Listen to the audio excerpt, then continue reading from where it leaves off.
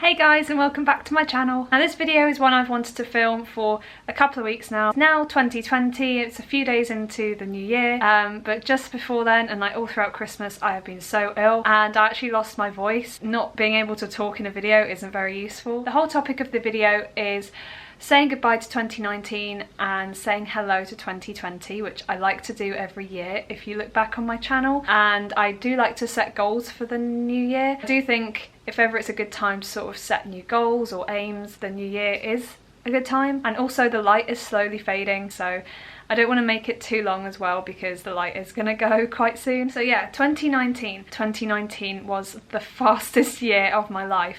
I don't know where it went, like, it just went so fast, and everyone who I've spoken to about this has agreed with me. Personally for me, it was a mixed bag of a year. Definitely not the easiest year for me, but equally I was extremely lucky to have many amazing experiences and opportunities in 2019. Yeah, mentally it's been a really tough one, and I didn't know if I actually did want to make this video at points because it's been so hard. I just don't know if I want to talk about it again. I mean, I feel like in the stage that I am with my mental health stuff, at the start of the year, like it was all looking okay. It was all, you know, it was going along steadily. And then for some reason in May, I don't know what it was, but I'm gonna call it the darkness took back a hold, and even stronger this time. That was one of the hardest summers ever. My brain went in directions that I didn't think it would. If I'm being completely honest, there were points, especially in the summer, where I just didn't want to be here anymore. And I want to say it and be open about that because I feel like it's not something you should ever be embarrassed about.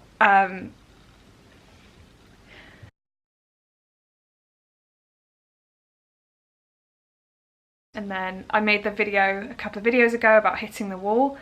That was from like September onwards, so that was sort of after that. I think I just burnt out from everything, and then I hit this weird phase of just not being able to do anything for a couple of months because I was so exhausted from the summer. I've never really had this before like I did this year, but I suffered from extreme paranoia to the point where parts I wasn't hallucinating, but I could see things happening that weren't happening. It's so hard to explain.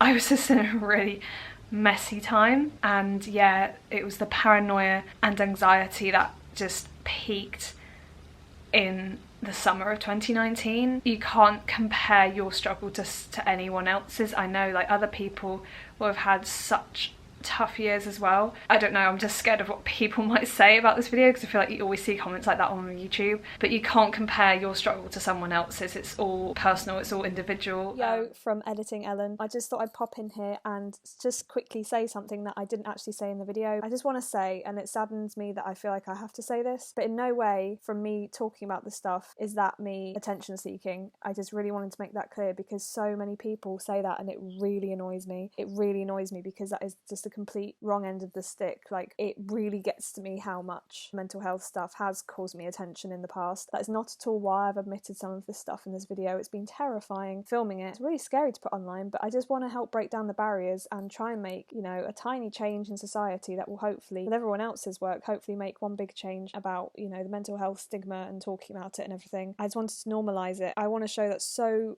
many people go through this stuff, but I feel strong enough, I think, to post this video and be open because I wasn't very well in my head, just as I wasn't very well with a sinus infection over Christmas. It's terrifying talking about it, and I'm not saying that you have to talk about it at all. I just want to use my example to try my best to help people. In case someone says something, I don't know, just, yeah.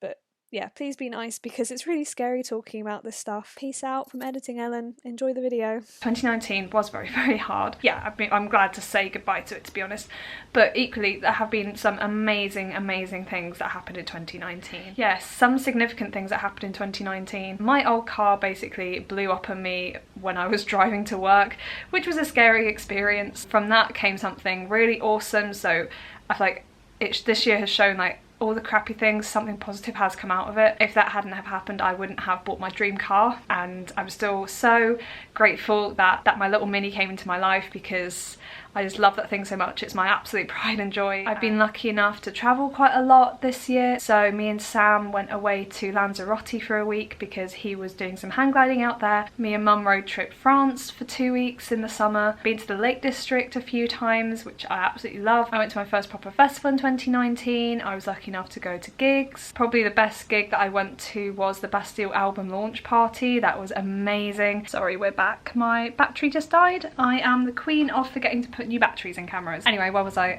I met even more amazing people this year. I made some pretty good progress with my mental health.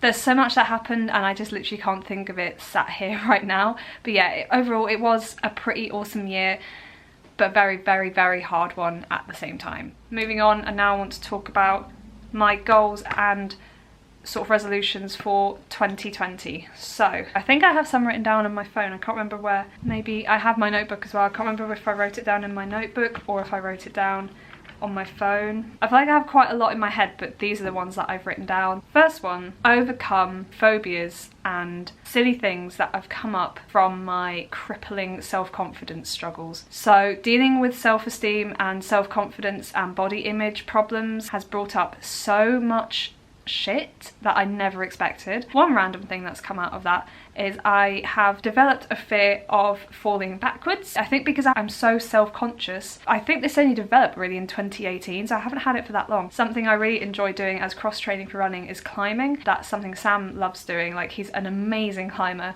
and I like to join him sometimes at bouldering sessions and I love it. It makes me feel so strong and it helps so much with my running. But the fear of falling backwards isn't great with climbing. And honestly, I just want to overcome that. I want to try so hard, even harder, to overcome all that. Be able to just climb and not have constant thoughts of, oh my god, they're watching me, oh my god, I look terrible, oh my god, like I'm falling backwards, I'm gonna die. Like, that's not gonna happen. I just want it to be full of enjoyment like it should be, and like it is most of the time, but those thoughts just overtake and it can completely stop me in my tracks. That's the first one, is to overcome that fear specifically, because it's really dumb and it annoys me that my struggles have developed into strange things like that. The second one is to sleep better. My sleeping has never been fantastic, but yeah, it did not improve in 2019. I need to get more of a sleep pattern, better sleep routine in place. Yeah, that's just something I feel like I'm constantly working towards. Another one is to read at least a book per month. I was reading consistently throughout the year, but I didn't get through a book per month because I love reading. So yeah. Another one is to run a sub 25k. My 5k times have been improving gradually and hopefully I will achieve that this year. I would also like to get a marathon PB in my next marathon. Yeah, I really hope I do because my next marathon is a pretty big one. My next one is to run an ultra marathon. I did want to do this in 2019, however I did not know that you had to be the minimum age of 21 to participate in an ultra marathon. All the ones that I was looking for, like, I could not find a single one. The associations were saying, no, sorry, you're under 21, we can't let you in. So yeah, that plan now has changed for this coming summer. And for those who don't know, an ultra marathon is any distance that is over a full marathon, so anything that is over 26.2 miles. So yeah, I'd like to do that this year. Something else this year is I want to get a lot more flying in. It started off really good, but I wanted to take a step back. So yeah, haven't been flying as much. But yeah, I do want to do so much more flying this year. That's that.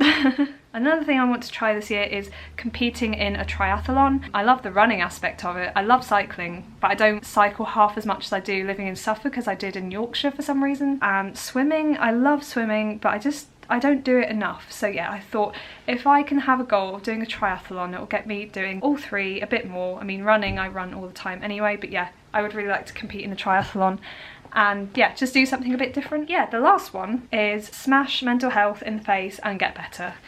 So yeah, that's a really important one for me. I do have a feeling that this year is going to be a lot better for me mentally. I was just sat New Year's morning watching the sunrise and it was just so peaceful, and I had no bad things in my head at all, and I just thought, yeah, I think this year is going to be a good one. I think it's going to be a lot better than 2019. Here's to 2020. I hope all of you have an amazing 2020, but I'm going to go now because it's getting far too dark outside to now film this without going a weird colour on my camera. And yeah, just sending positive vibes to everyone watching this. Have a lovely day. I'll see you in my next video, and yeah, bye.